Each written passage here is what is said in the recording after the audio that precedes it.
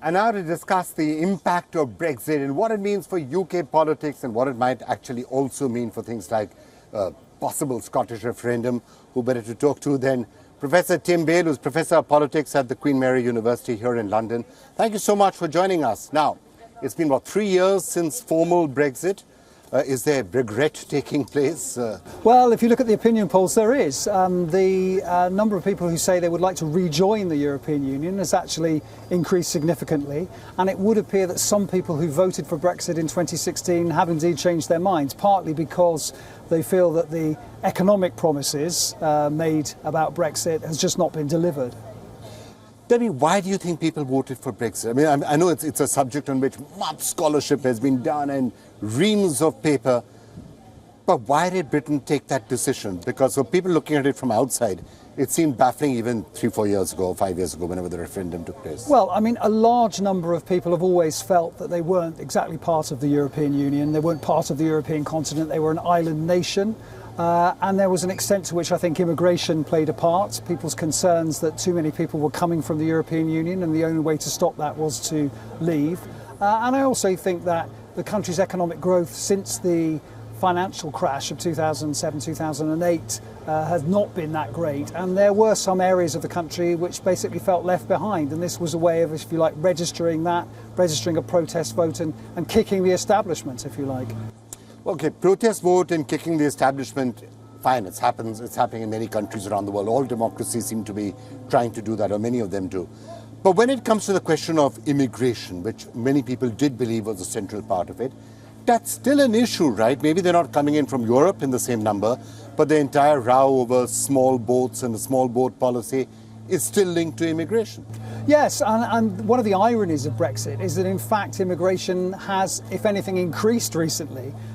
Certainly legal immigration, it's just not coming from the European Union. It's actually coming from South Asia, it's coming from Africa, both west and east.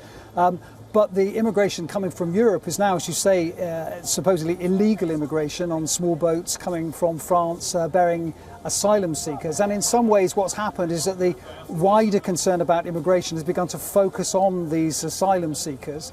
And the government, I think, in part is responsible for that, because it feels by creating this message of stop the boats, it can actually hold in some of the voters that voted for Brexit and voted for the Conservative Party in 2019. So in some ways it's a double-edged sword for the government. It's a problem, but also it may mean that people continue to vote Conservative in order to do something about it.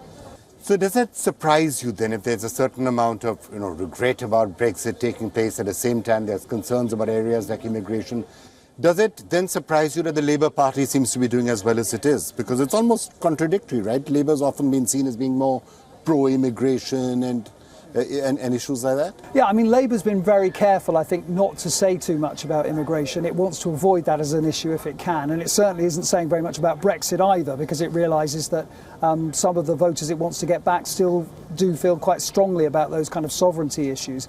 But I think one of the reasons that Labour is doing so well at the moment is partly because Liz Truss, the former Prime Minister, crashed the economy, and a lot of people are feeling very sore about that. She wasn't Prime Minister for that long a period. You still think she crashed the economy in like a few short weeks was enough? Believe it or not, it didn't take that long, just 49 days. Exactly, that mini budget, I think, did cause a lot of problems. It's in some ways impacted perhaps on people's mortgage rates, for example, because interest rates have had to go up in order to reassure the financial markets. And obviously we have a cost of living crisis here to which she didn't provide a solution, and of course nor did Boris Johnson. And then there are the complaints about the way that Boris Johnson ran number 10 Downing Street, Partygate, etc. So there are quite a few reasons why, even if the opposition isn't particularly inspiring or doing particularly well, the government is so unpopular that it's bound to redound in Labour's favour. All right, how's Rishi Sunak himself doing? I mean, coming from India, we always have a certain interest in saying he is, of course, of Indian origin, so we always have some interest in whether he's doing a reasonable job of governing.